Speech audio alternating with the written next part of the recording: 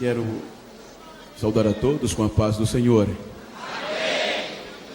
Quero aproveitar este belo momento para externar a minha gratidão a Deus pela vida do pastor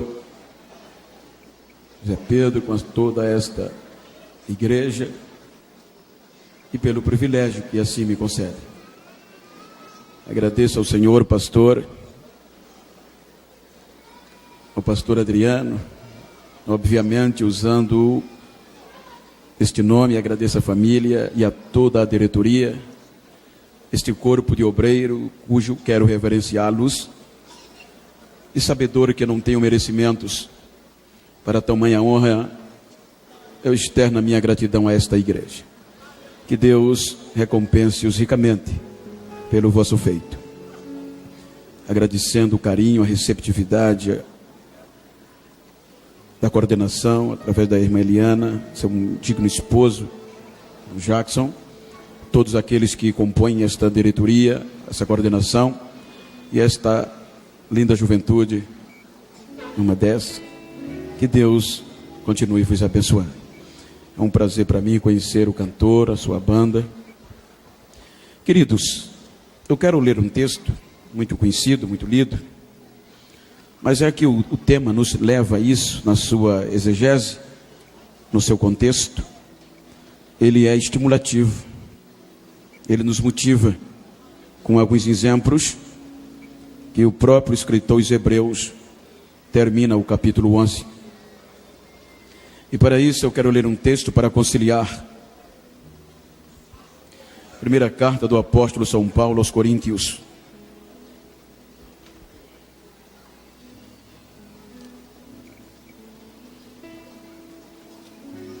Capítulo 4. 3 versículos.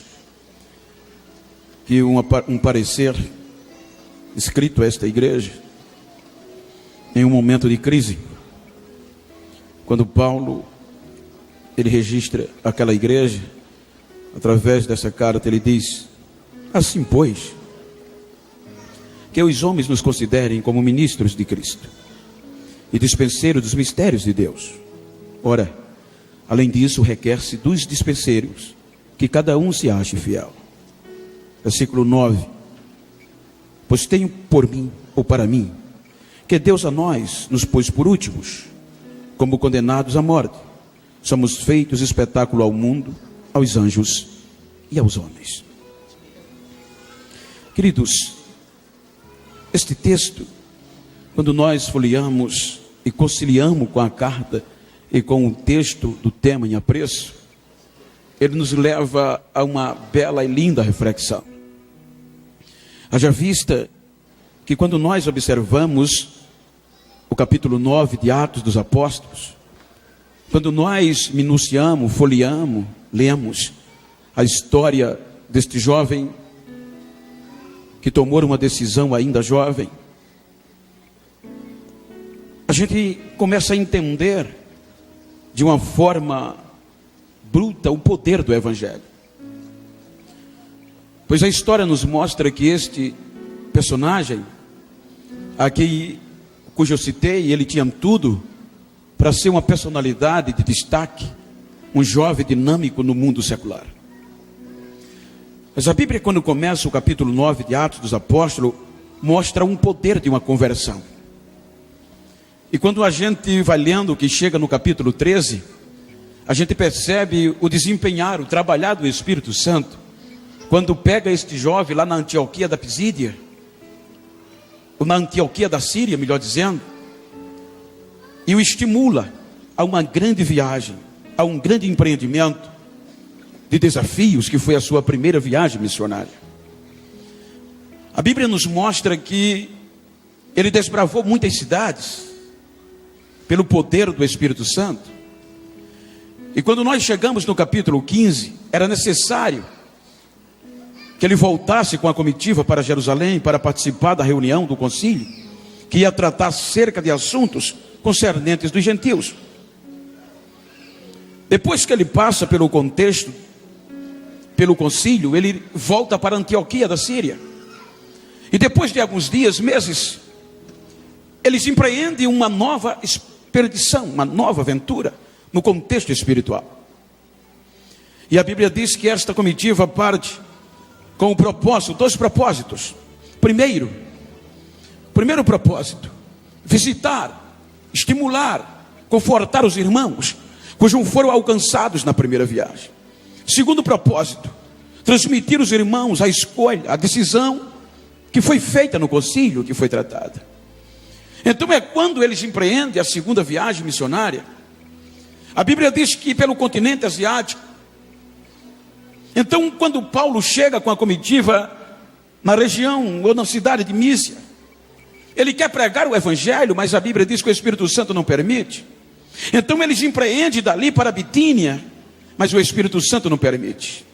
Então eles vão para Troade, uma grande cidade, ou uma pequena cidade. Então quando eles chegam em Troade, então à noite a Bíblia diz que o Espírito leva um homem, e um homem aparece a ele em uma visão, e pedindo socorro, dizendo: passa a Macedônia e nos ajude.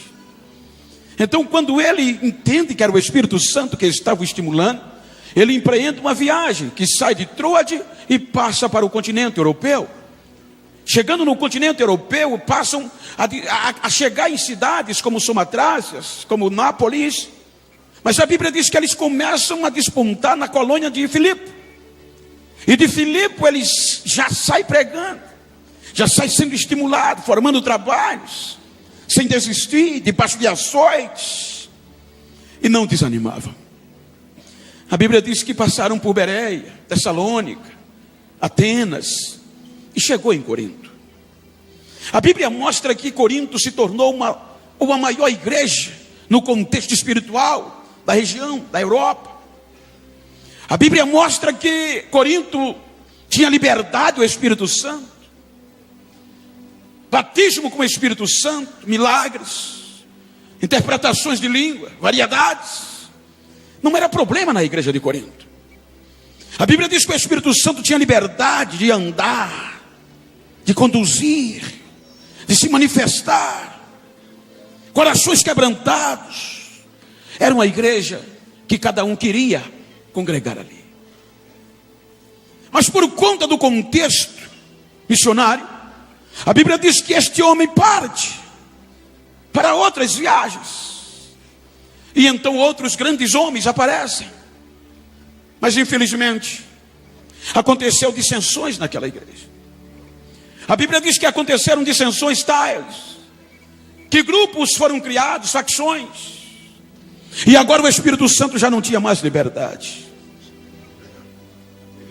Porque alguém pertencia a um grupo, outro a outro, outro a outros. E assim ia danificando o contexto espiritual da igreja. Então alguns grupos danosos, peçonhentos, tentaram desestimular a chamada deste homem. Tentaram tirar o foco dele. Então ele começa a escrever esta carta. E veja que ele já começa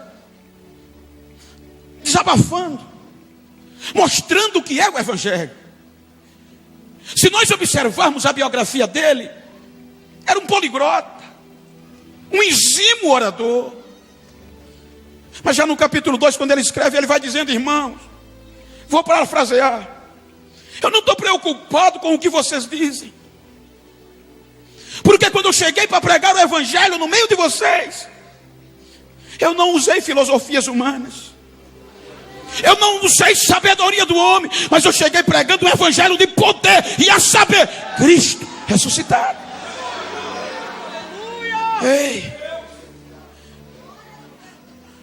Então eu queria tomar esse texto, quando ele, no contexto, dá o parecer no capítulo 4. Então ele escreve um parecer para a igreja e diz que os homens, irmãos, os considerem como ministros, dispenseiros dos mistérios de Deus.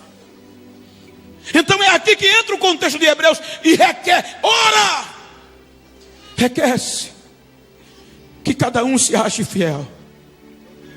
Então quando ele chega no capítulo, no versículo 9, ele abre o coração e ele diz: parece que Deus nos colocou por últimos,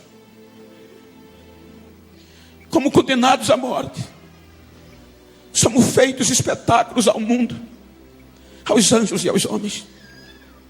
Eu queria tomar esse contexto para deixar experiências de marcas para esta juventude, que é a nova geração. A Bíblia nos mostra, a história nos mostra, que este jovem chamado Paulo tinha tudo para não enveredar por esta linha. Porque naquela época 3 grandes nações sobressaíam, que dava sustentabilidade, rentabilidade familiar. Grécia, detentora da lei, do conhecimento, Roma da lei, Israel da religião. Ele nem existia ainda. Mas a Bíblia diz que uma pequena cidade, no contexto da Cilícia, no contexto romano chamado Tarso, começou a se despontar. A Bíblia diz que aquela pequena cidade se tornou alvo de imigrantes, porque ela crescia assustadoramente em 3 segmentos, em 3 pilares, ou seja, político, cultural, político e econômico. A Bíblia nos mostra que essa cidade começa a despontar, porque a cultura dos seus moradores estava acima da média das outras cidades. Os seus moradores tinham conhecimento. Nestor e Antenedoro, grandes mestres da academia, faziam grandes homens, eloquentes, matemáticos, filósofos. Então essa cidade começou a despontar. A cultura dessa cidade se elevou a tal ponto que o general romano Marcos Antônio, atraído pela cultura, a inteligência, o conhecimento do povo, fixou moradia dentro dessa cidade. Então, observando a capacidade intelectual, política daquele povo, ele percebeu que aquela cidade tinha próprio direito de formar as suas leis e os seus tribunais. Então ele junta ao imperador de Roma, concede à cidade de Tarso um título especial que poucas tinham, que era título de cidade civita. Me ajuda aqui, apareceu um retorno aqui para mim, por favor. Aquela cidade agora com esse título era uma cidade que não precisava mandar impostos para o Estado ou para Roma. Então toda a sua arrecadação era empregada nela. Agora aquela cidade começa a crescer de uma forma assustadora. Além da cultura, a política, a economia começam em ascendência, a ponto que o comércio, o mercado da madeira, do tecido, atraía pessoas de várias nações, porque era um futuro promissor.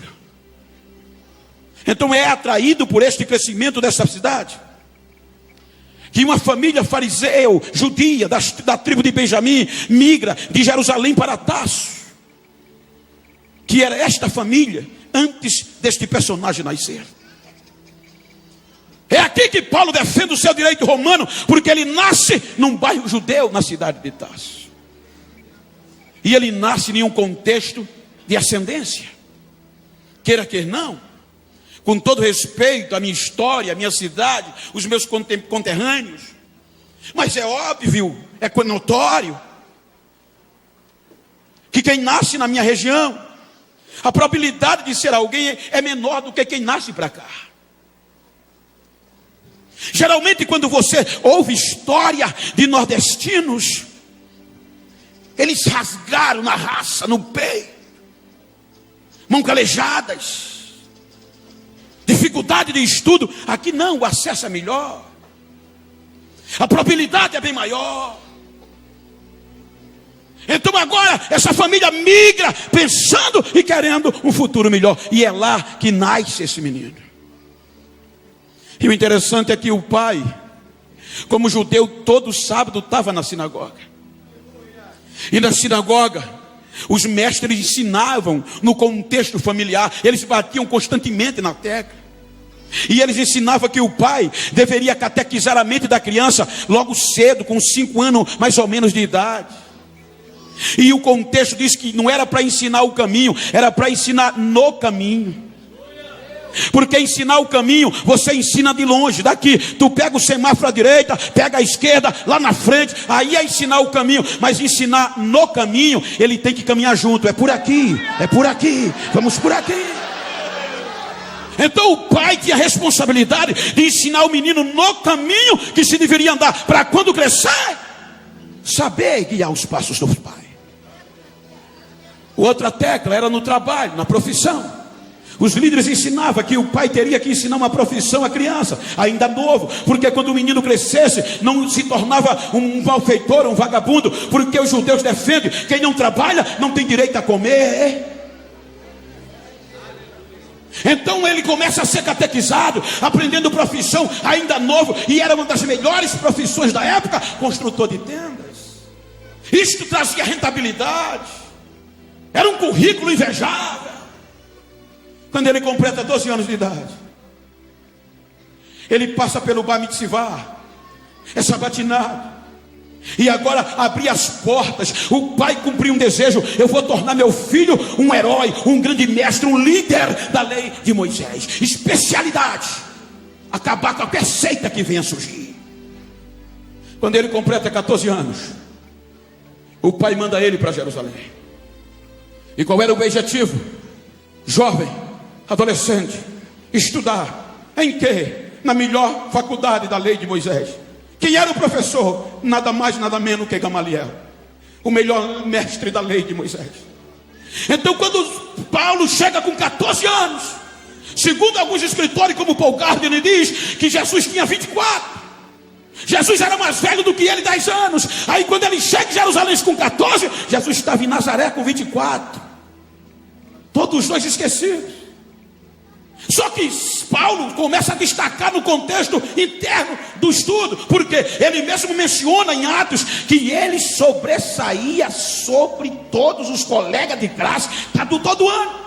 Ele só tirava nota máxima, ele era aplicado. E Jesus, Serrando Madeira, e Paulo se destacando.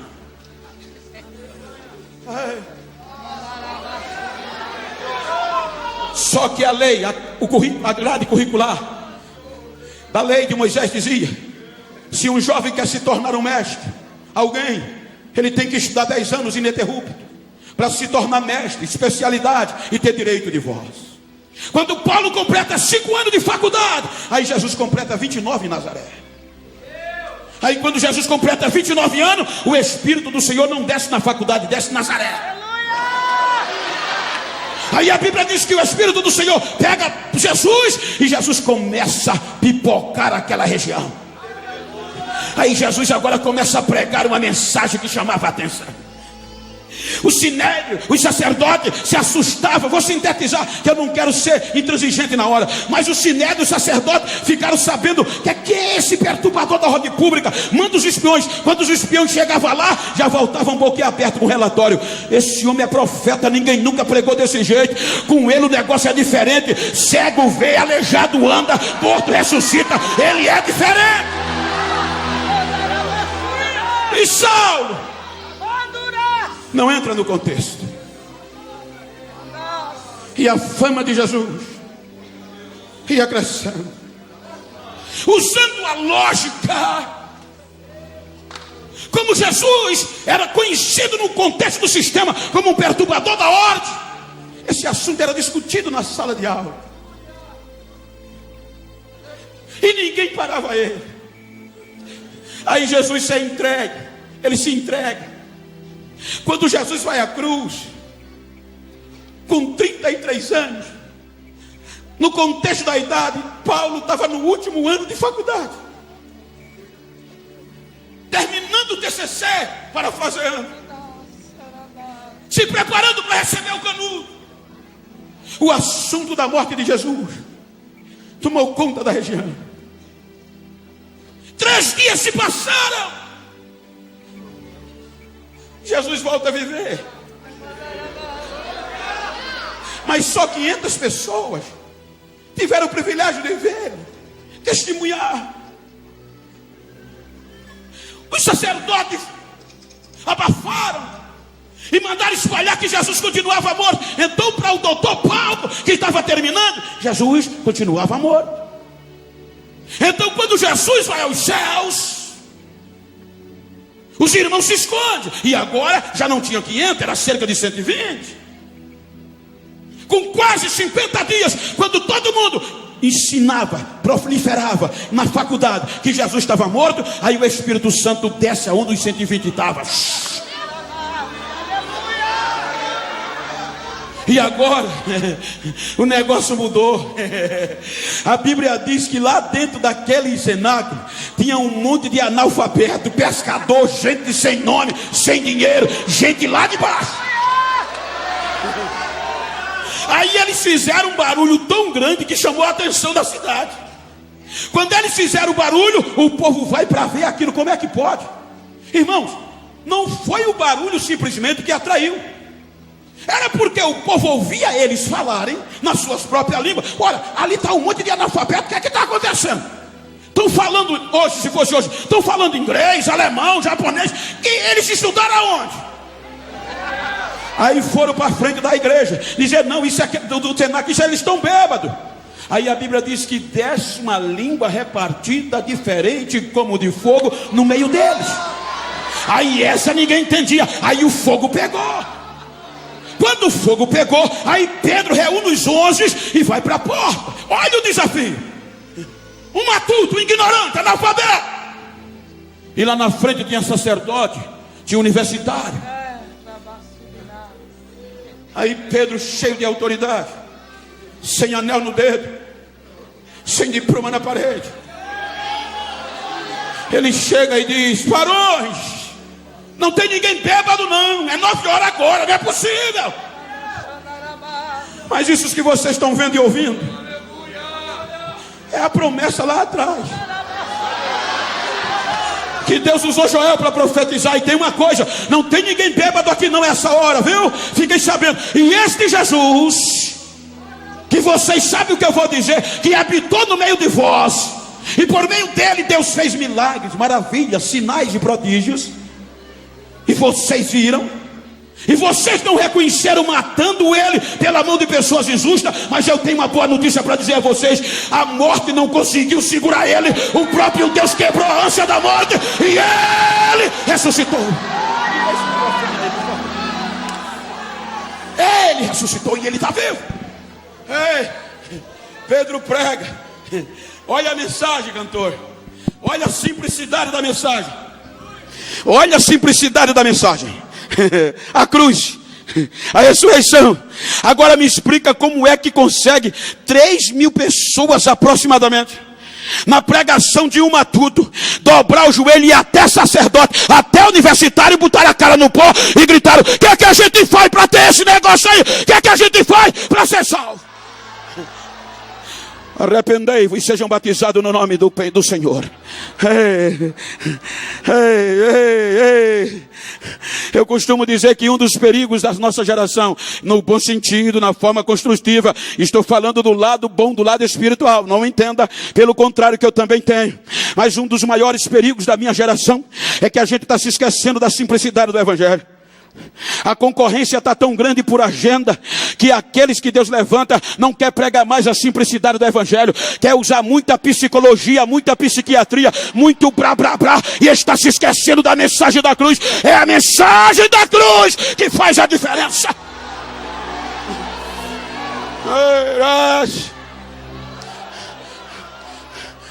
A segunda pregação de Pedro arrebentou. O número vai para quase 5.000, e dentro do templo em Jerusalém, as pessoas se converteram dentro do templo. Imagina a pressão. Os irmãos, agora diz a Bíblia que a igreja sai do esconderijo e agora começa a sacudir Jerusalém de perna para o ar. Veja que Lucas escreve em Atos dos Apóstolos que houve uma preocupação generalizada das autoridades. Capítulo 5. Aí Lucas registra, salvo engano, a partir do versículo 17. Ele diz que o poder era tão grande. Os discípulos passavam e o Jesus vinha fazendo os milagres atrás. A igreja não dependia só de palavra, eram os milagres. A ponto que batismo com o Espírito Santo não era novidade. Era todo dia. Salvação, todo dia. Cura, morto ressuscitar, todo dia morria. Jesus está aqui, levanta. E ele levantava. Aí Lucas diz que os sacerdotes se juntaram com os saduceus, que era um grupo especialista em não acreditar em ressurreição, defendiam e queriam provar. Então se reuniram movidos de inveja, está escrito, e disseram: manda prendê-los. Vamos mostrar que isso é conversa. Numa noite só, que é impossível no contexto normal de hoje, mas numa noite só, na forma administrativa, sempre foi difícil. Eles conseguiram reunir todo o sinédrio, todos os anciões, para no dia seguinte, cedinho da manhã, estar reunido para discutir o que fazia para parar os irmãos. E os irmãos presos por inveja. E o que é que acontece, pastor? Amanhece o dia, quando o sinédrio se reúne, os anciões estão presentes, aí o sacerdote manda alguém: diga que traga os presos. Só que ele não sabia. Aí a Bíblia diz que quando o mensageiro chegou lá, os soldados de plantão, a cadeia fechada, quando abriram a porta, não tinha ninguém. Aí voltou assustado. Aí o sacerdote disse: não pode, chama o comandante, manda ele lá. O comandante vai ver a mesma cena, volta cansado, assustado. Os soldados estão na porta, a porta está fechada, mas não tem ninguém lá dentro. O que aconteceu? Se assustaram. Aí chega o mensageiro perguntando: vocês estão procurando quem? Os apóstolos de Cristo. Eles já estão pregando lá no templo central, eles já estão tocando fogo lá. O arrebatamento era prioridade. A história diz que eles desafiavam a própria morte. Eles desafiavam o contexto romano. O arrebatamento era tão perspectivo, era tão uma expectativa tão presente, que diz a história que havia um edito, uma ordem por parte de Roma, que todos os residentes tinham que homenagear, reverenciar César por conta do seu senhorio. Aí de repente um crente passava pelo outro e tinha que dizer: Sequirion, César é o Senhor. Mas depois que o fogo caiu, depois que a glória tomou conta, os irmãos já não se lembravam mais de César. Quando encontrava o outro, já vinha pegando fogo, sacudido, olhava e dizia: Maranata, meu irmão, ele vem, ora vem. Ninguém parava a igreja. Todos os dias a notícia se espalhou. E agora o sistema, o que é que a gente faz? Tem um menino bom aí, jovem, aplicado, especialidade dele: combater seita, entende ponto, vírgula na lei de Moisés. E a igreja era a seita do Nazareno, segundo eles diziam. Quem é esse rapaz? Doutor Paulo. Fresquinho, saiu da faculdade agora.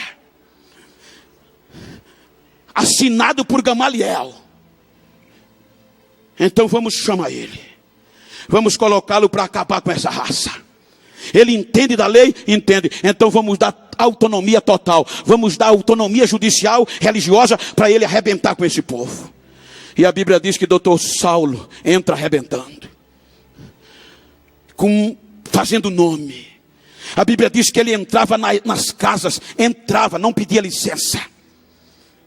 Eles arrombavam portas, arrastava, não algemava, eles arrastavam pela rua, tanto homem como mulher que fazia parte daquela seita, está escrito. E ele, irado, jogava-os na prisão, a ponto que a perseguição foi tão grande que a Bíblia diz que exceto os apóstolos, mas os irmãos correram de Jerusalém. Com medo de quem? De doutor Paulo, o Saulo, o perigoso, o famoso. Só que ele não sabia que o alvo dos irmãos era Cristo. E eles não tinham a vida por preciosa. Quando os irmãos saíam, por onde passava, aí a Bíblia diz que eles iam pregando a palavra de Deus sem ter medo de nada. E Jesus ia fazendo milagre por onde eles passavam. Aí a notícia chega aos ouvidos de Saulo.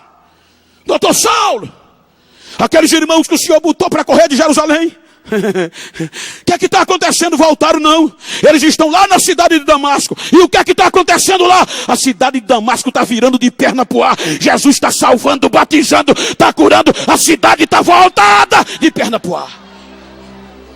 Aí a Bíblia diz que o doutor Saulo de Tarso respirou ameaça de morte. Vou matá-los. Pegou fé de ofício, carta sacerdotal, com poder judiciário, e foi para Damasco. A notícia se espalhou: doutor Saulo vem aí, com determinação de prender, para trazer para Jerusalém todo homem quanto mulher que fizesse parte daquela seita. Agora já vai ele em soldados, pronto para destruir. A notícia chegou lá. Quando ele vai chegando na entrada de Damasco, aí o céu se abre. Aí Jesus: Saulo, Saulo, por que você me persegue? Irmãos, o Saulo caiu com a cara na poeira. Reconhecer o que Saulo reconheceu era quase que incompreensível na ótica humana e da cultura que ele tinha. Saulo reconheceu o senhorio de alguém, só do imperador, um pouco mais baixo. Mas quando ele ouve a voz, ele já caiu quebrado e já gritou: quem tu és, Senhor? Eu sou Jesus a quem você persegue. E agora você vai ver o que é bom para tosse para você. O homem que foi prender a igreja já chega em Damasco. Isso é lindo. Crente, orando, 3 dias de jejum. É mole? Joga na casa de Judas. Entra lá, não sei como. Aí Jesus, que gosta de quem ninguém gosta mesmo, aí vai numa visão da noite na casa de Ananias. E olha o que é que ele faz: Ananias, amanhã cedo levanta, procura uma rua chamada direita, e tu vai encontrar um homem por nome Saulo. Ele está orando. Foi Jesus que disse. E eu quero que você vá orar por ele. Eu ceguei ele. E você vai orar para ele restaurar a visão, para saber quem você é. A notícia era tão pejorativa que a Bíblia diz que Ananias parou e disse: Senhor, pensa direitinho. Esse homem é terrível. Eu ouvi que ele está vindo com uma carta de autoridade para nos levar preso. Esse homem é cruel. Aí Jesus diz: ele era, mas eu já quebrei ele no meio. Ele agora é para mim um vaso escolhido. Ananias vai lá. Ananias vai.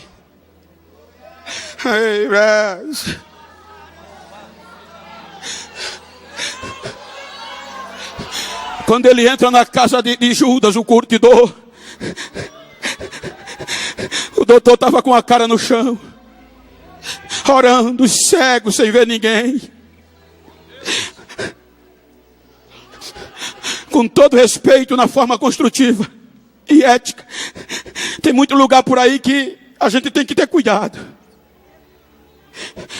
Tem que chegar e dizer: Pai do Senhor, doutor, reverendo, PhD, tá? Aí sai distribuindo, para no final dizer: meu irmão em Cristo. Senão não dão não.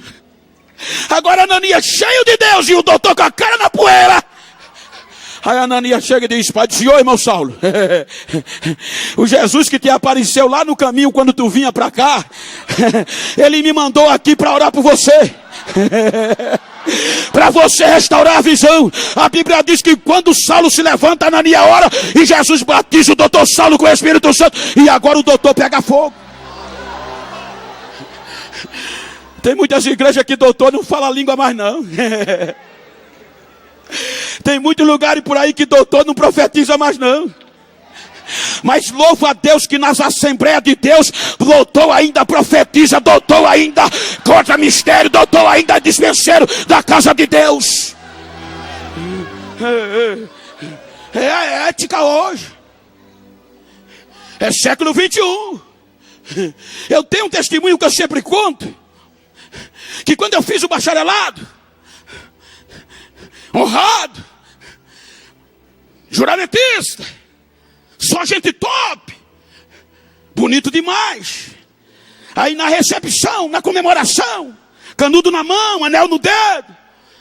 Aí alguém soou: Bento, agora é diferente. O quê? Século 21. Você não pode mais pregar como pregava, como era um neguinho lá do interior. Você agora é doutor. E o que é que mudou? A ética prevalece, tá certo. Nada contra, tá certo. Mas como assim? Você não pode mais, Bento, pregar como pregava, sacudidinho. Você não pode nem suar. Se você suar, tem que ser educado, ó. E o neguinho era acostumado a fazer assim. Você tem, Bento, que no máximo o seu movimento é 2 passinhos para cá e volta para cá. Você não pode falar em línguas estranhas quando estiver no microfone, Bento. Isso é feio demais, tá certo? Você não pode levantar a mão. Você tem que começar a pregar frio e terminar gelado para não quebrar a ética, tá certo? Tá não, doutor. Eu nasci no meio daquele povo assembleiano. Eu nasci no meio do fogo. Eu nasci no meio do Pentecoste. Cadê a geração do Pentecoste? Cadê a geração dos milagres? Cadê a geração da última hora?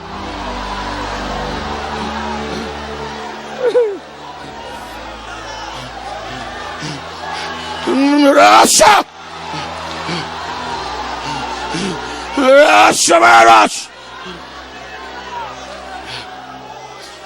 O doutor Saulo, agora batizado com o Espírito Santo, pega fogo. O rapaz era tão dedicado. Por isso que é bom estudar. É bom a unção e o conhecimento.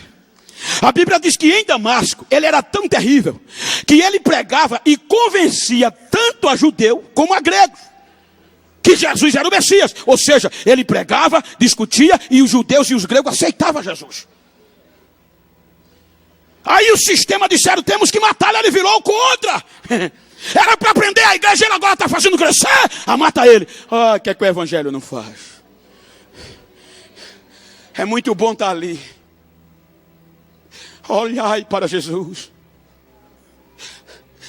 Mas o difícil são as marcas que isso causa. Agora o famosíssimo doutor Saulo é jogado dentro de um cesto. A alta hora da noite é jogado por um buraco no fora do muro, sem poder voltar para casa. Só sobrou o deserto para ele. Te vira se não morre. E é nesse deserto que se bombear a gente perde o alvo. É no deserto que se esquecem de nós. É lá nesse deserto que a chamada fica ameaçada. Mas a Bíblia diz que é lá no deserto que a sarça pega fogo e não se consome. É lá no deserto que a gente vê Jesus cara a cara, que a gente aprende a viver. Ele volta depois de alguns anos. Aí ele diz que agora voltou para Jerusalém. Quando ele chegou em Jerusalém, foi ter com Pedro. Mas o rapaz era tão dedicado que a Bíblia diz que ele ia para a praça pública, risco de morte, fazia um culto na praça pública e os gregos cercavam. E quem eram os gregos? Os doutores, os entendidos. E ele convencia os gregos que Jesus era o Messias e os gregos aceitavam Jesus. Aí os sistemas disseram: ele já está aqui, vamos matá-lo. Aí Barnabé e João Marco pegam-o e diz: o que é que a gente faz com ele? Vamos mandá-lo de volta para Tarso. E naquela época não tinha aviões, eram navios, embarcações de alguns grandes portos, como primeira classe estiva na elite, segunda galé, o camarote, terceira galé, a bagagem, e abaixo, por último, estava o porão, abaixo do nível da água. Agora diz a Bíblia em Atos que pegaram Saulo e levaram ele para Cesareia, a cidade portuária, para mandar ele de volta para a casa do pai. Quando ele chega na casa do pai, pensando em chegar, agora chega em Cesareia, escondido. O homem que outrora era famoso, andava só na elite, agora chega escondido. Se não morria, não tinha primeira classe, não tinha camarote. Aonde tem uma vaguinha? No porão, lá embaixo, por último. Quando ele chega lá embaixo, nessa viagem, ele aprende essas marcas. É aqui que ele registra no capítulo 4, que os homens nos considerem como ministros. O que é que era lá que ele vê? Os ministros. E os ministros lá, naquela época, não era com esse poder, esse cunho político de hoje. A palavra ministro aqui empregada é servo, rupurantes, remadores. Eram os homens que estavam lá embaixo, a argola no punho e a corrente presa, a outra argola no remo e a corrente presa. corrente no tornozelo, corrente no piso, no assoalho do barco. Se o barco afundasse, eram os primeiros que morriam. Nomes não tinham. A primeira era o anonimato. Mas eles estavam lá, sem desistir, com um alvo, sem nomes, amarrados. Será que tem alguma coisa a ver com o nosso tempo? Aonde a fama prevalece, aonde a fama está predominando mais do que a unção, aonde a gente está brigando para ter o nome na mídia. Ao escritor aos Hebreus, quando ele entra no contexto, ele diz que os homens que foram antes de nós eram anônimos, homens e mulheres que não tinham nome, que pela fé, para não perder o alvo, enfrentavam a fúria do fogo, enfrentavam o fio da espada. Homens e mulheres que não tinham morada certa, moravam nas cavidades e nas cavernas. Alguns vestidos de pele de cabra e de ovelha, maltratados, afligidos e perseguidos, dos quais o mundo não era digno. Eles não desistiam. É isso aqui que dá origem à frase do escritor aos Hebreus. Pegando a experiência desses anônimos para no século XXI impactar a nossa geração. Lembra como a gente era?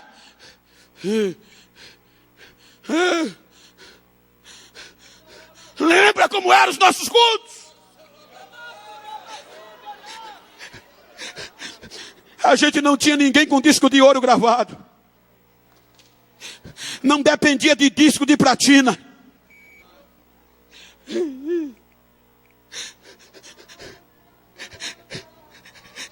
Não precisava depositar cachê para ninguém vir pregar. Não precisava assinar contrato para ninguém, porque a palavra valia, mesmo sem nome, mas tinha caráter, tinha palavra. Eram homens que não tinham o conhecimento que a gente tem. Eram homens que não tinham WhatsApp, não tinha Twitter, não tinha Instagram. Não, era na marra. Eram homens que nem falar direito e mulheres sabiam. Mas eles não tinham nada disso. Mas tinha uma marquinha no joelho e um calo na testa. E a unção tomava conta. Os nossos congressos, nossos jovens sapateavam nos nossos cultos. E quem pregava? O ignorante. Não precisava ninguém fazer movimento extraordinário para Jesus batizar. No hino da harpa, Jesus já tocava fogo e era crente sendo arrebatado dentro da igreja.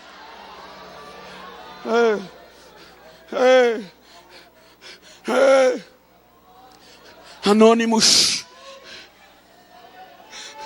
Anônimos. A base desta igreja. Tem anônimo aqui que não vai se dobrar. Tem anônimo aqui que não vai se render. Eu ouvi de um amigo ele dizendo que um grande homem missionário norte-americano, ele ficou triste porque o povo foi deixando ele para trás. Já não era mais reconhecido, porque uma nova geração apareceu. E o nome da nova geração era quem predominava. Aí ele se encrausulou e disse: Jesus, não dá mais, eu vou parar. Aí Jesus perguntou a ele, meu filho, na oração: qual é o nome que salva? Ele misturou as lágrimas com a saliva e gritou: é o teu, só o teu. Meu filho, qual é o nome que cura? Ele gritou: é o teu, só o teu. Me diga qual é o nome que batiza com o Espírito Santo e com fogo? É o teu. Aí Jesus disse a ele: então esquece o teu e prega o meu, que é o meu que faz a diferença. Era chega. Chega, chega. Chequei ora sambaika. Again, say, I sit here. Please say to God, sorry, I sit here. I break down. I break the taxi, or I show out. And I chip you out. I sit down.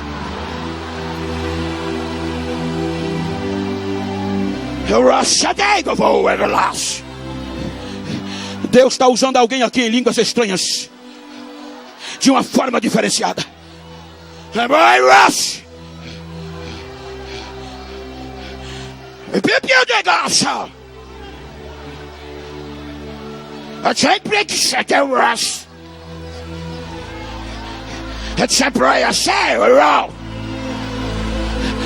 I break the depression, the tire down, and I shout, and I down.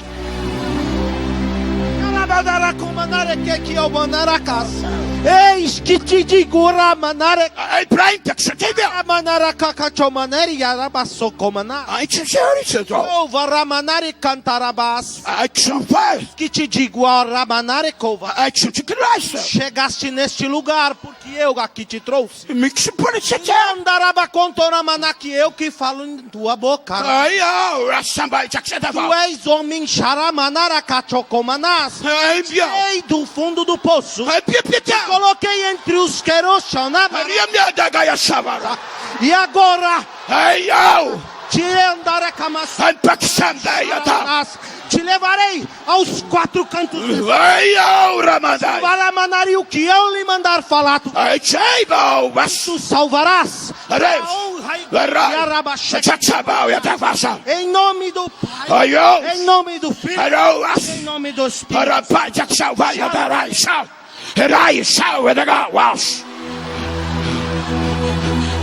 Brasas estão saindo do meu altar. Brasas estão saindo do meu altar. Eu estou levantando uma geração de anônimo. Eu estou levantando uma geração de anônimo. A minha glória está invadindo esta casa. Assim diz o Senhor. Recebam agora.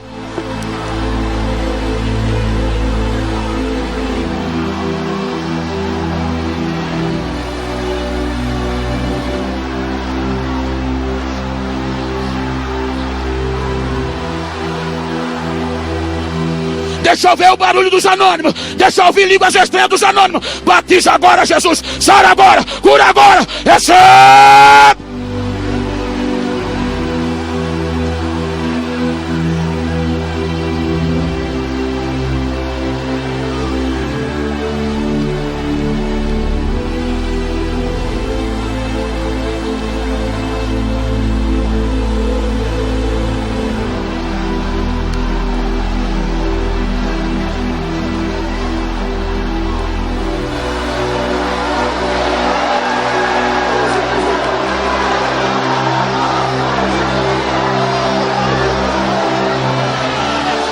Pastor, deixa eu quebrar a ética um pouco.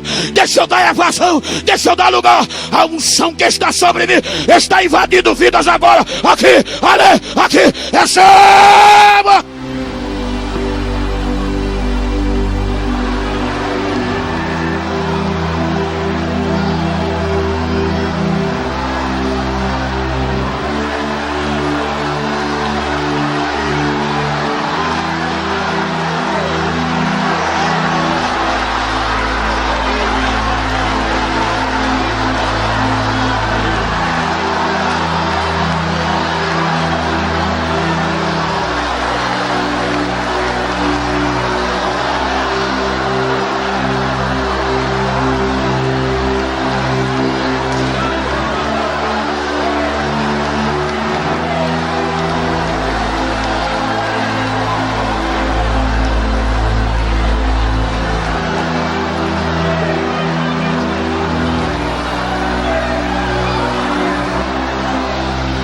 Anônimos.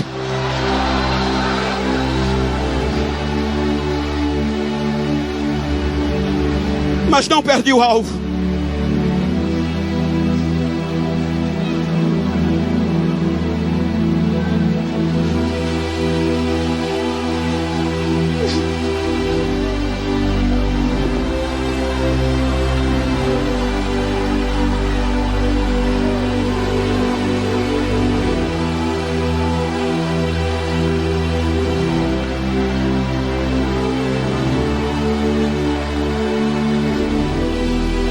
anônimos,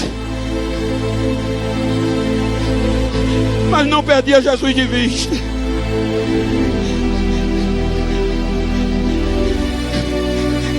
Por isso que o escritor diz: meus irmãos, sede firmes.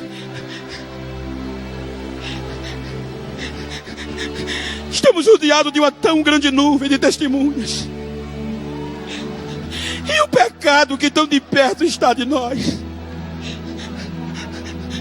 Mas não desista, não se entregue. Olhe para o alvo.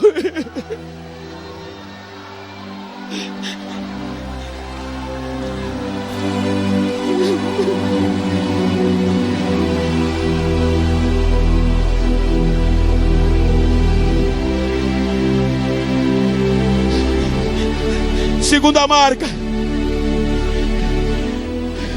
Paulo percebe que as mãos daqueles ministros eram cheias de calos. As mãos eram cheias de pedregulhos, como a minha tanto tempo foi no cabo da foice cortando cana.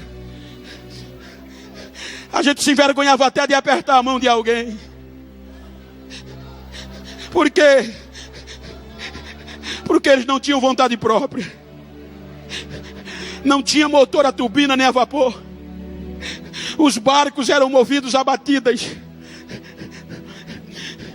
Daqui a pouco, da primeira classe de cima, vinha uma batida. Pá! Aí a voz apresentava: este é a borda direita. Eles não questionavam, cansados, mas a ordem vinha de cima, a batida. Eles fechavam a mão e só se via as águas sendo cortadas. Quando o braço estava ficando dormente, eles pegavam, que era hora de descansar, vinha duas batidas. Pá, pá. Aí eles fechavam a mão. Esta é a borda esquerda. Eles soltavam a direita e pegavam a esquerda. Daqui a pouco apareciam 4 batidas. Eles não tinham direito a descanso. Pá, pá, pá, pá. Aí a adrenalina subia. Aí a voz saía: tempestade à vista, força total. Eles esqueciam o cansaço para obedecer a ordem. Eles pegavam com as 2 mãos e só se via o barulho da corrente da água.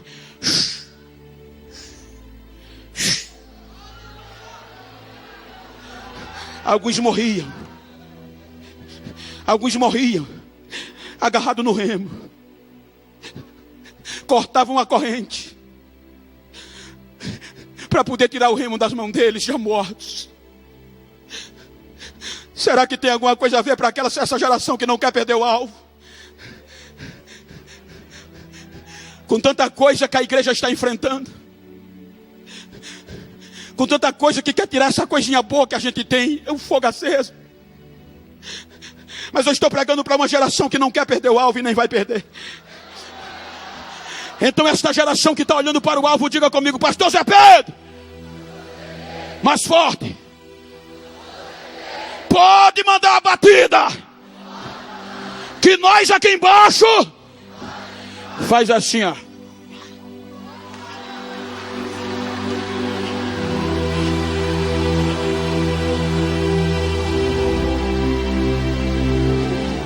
Quando a ordem vem de cima, não dá para questionar. Terceira marca e última: os lombos feridos. Paulo percebe que o lombo dos remadores, dos ministros, corria o sangue, cheios de vergonhas. Por quê, pastor? Quanto mais remava, mais o chicote batia.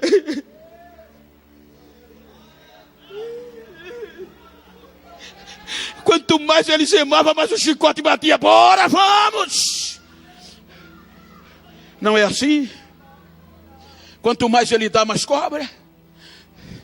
Quanto mais a gente se aproxima, mais o cacete rola. Quanto mais a gente se doa, se aplica, mais as calúnias aumentam. Sejam sinceros comigo: não tem hora que dá vontade de chutar o pau da barraca e ir embora. Não tem hora que dá vontade de desistir, entrega tudo. Mas diga para quem está ao seu lado: dá para voltar, mas não. Espera só um pouquinho de tempo.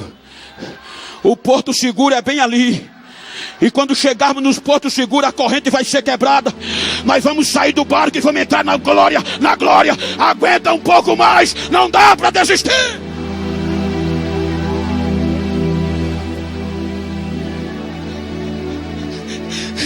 Só para chatear, só para zoar com aqueles que pensavam que alguém ia desistir. Diga para quem está ao seu lado, o alvo é logo ali.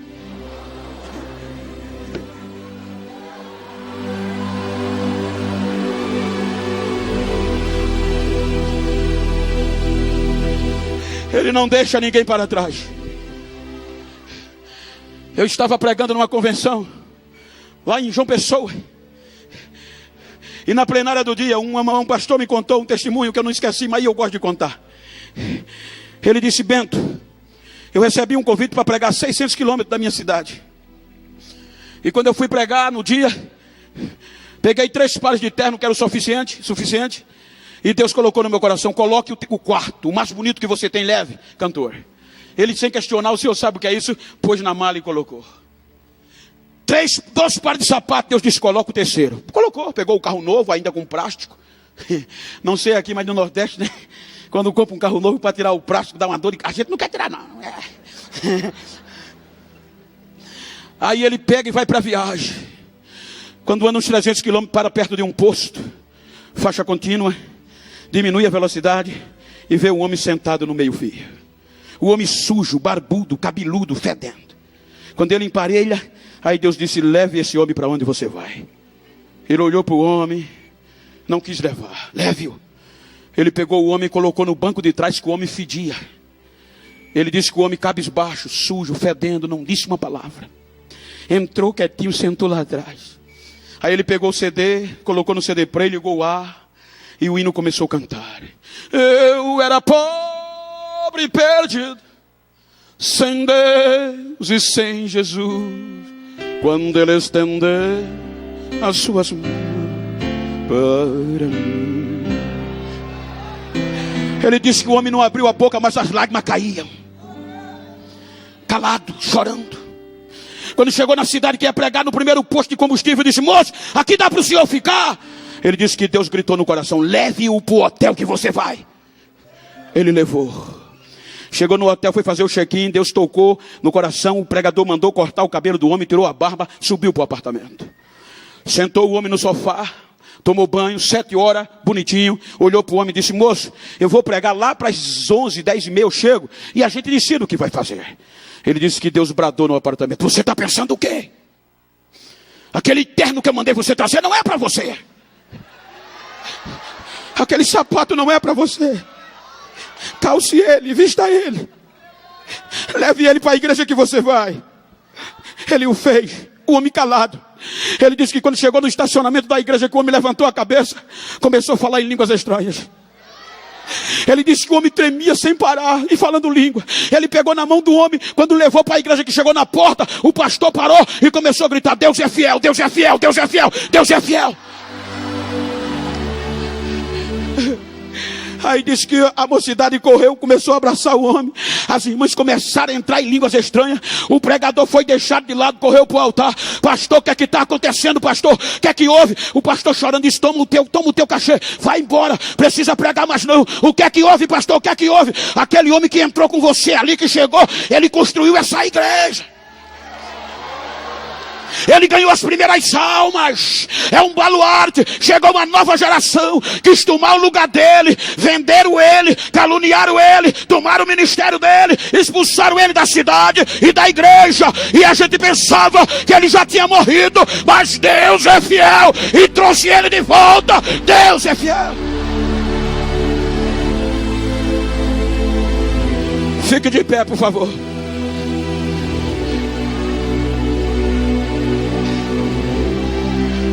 Com todo respeito eclesiástico. Com todo respeito eclesiástico. Com o teclado, me ajuda aí. Se você está perto de alguém que está do seu lado, me ajuda aí, teclado. Com todo respeito eclesiástico, me ajuda aqui, pastor. Tem alguém do sexo do teu lado, do mesmo sexo, a não ser que seja parente? Vira assim para ele, olha para mim não, olha para ele.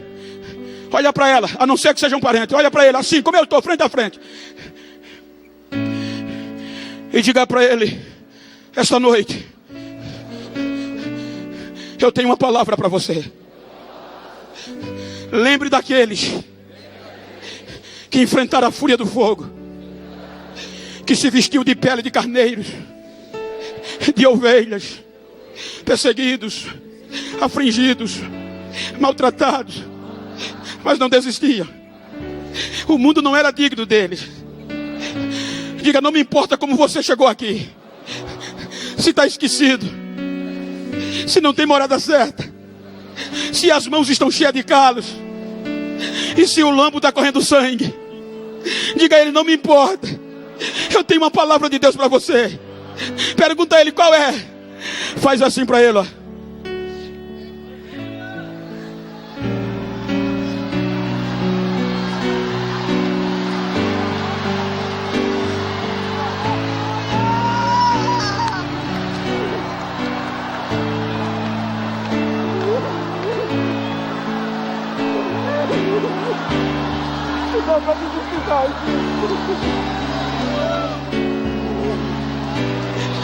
Chora com ela, chora.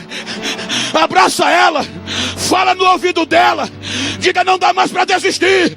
Diga: eu estou no mesmo barco. Já já chega no porto seguro. Diga para ele: não vamos desistir. Não vamos.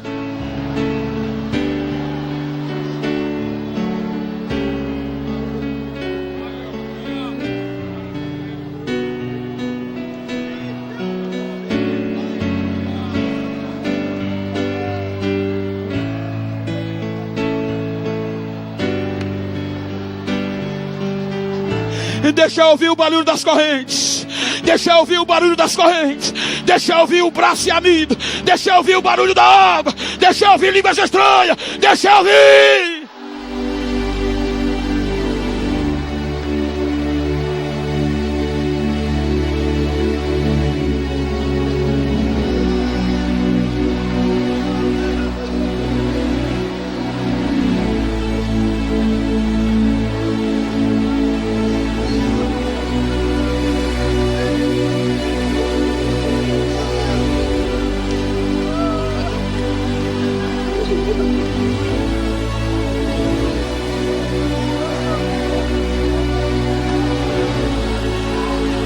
Deixa eu saber se tem alguém que foi tirado do barco.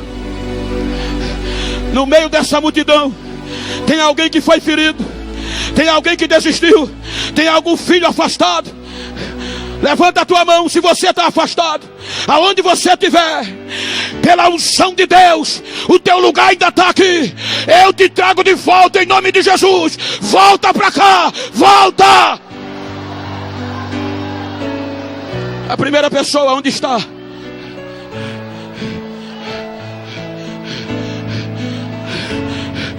Cadê você? Venha, filha. Venha, filho. Vê se tem alguém perto de você que não é crente. Veja se tem alguém que desistiu. Diga para ele que o lugar ainda está de pé.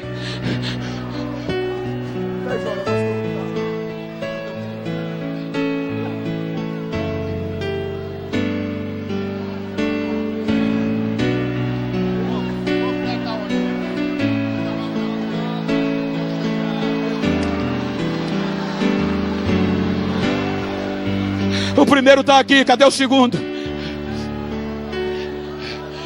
Cadê o segundo, a segunda vida? A unção que está sobre mim quebra o jugo. O Espírito Santo me diz: o inferno pediu a tua alma, mas Deus guardou, porque tem projetos urgentes no teu retorno, na tua vida. Cadê a segunda vida? Você está aqui, vem! Estou esperando você.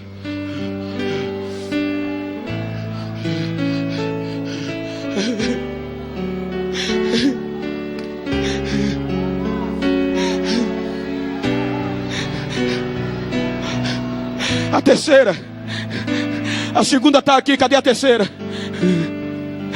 Vem rompendo o corredor, filho, vem.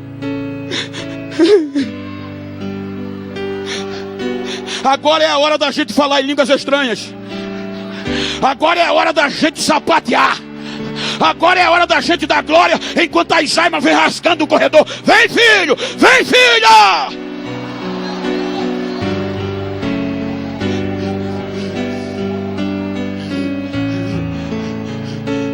É 10 horas. Soberano Deus, na submissão do pastor, eu elevo a minha voz com a tua igreja. Recebe-os nos teus braços, perdoa-lhes os pecados e usa-os como tochas vivas desta geração. Dê-lhes um abraço de perdão e devolva os sonhos e os projetos. E a igreja diz...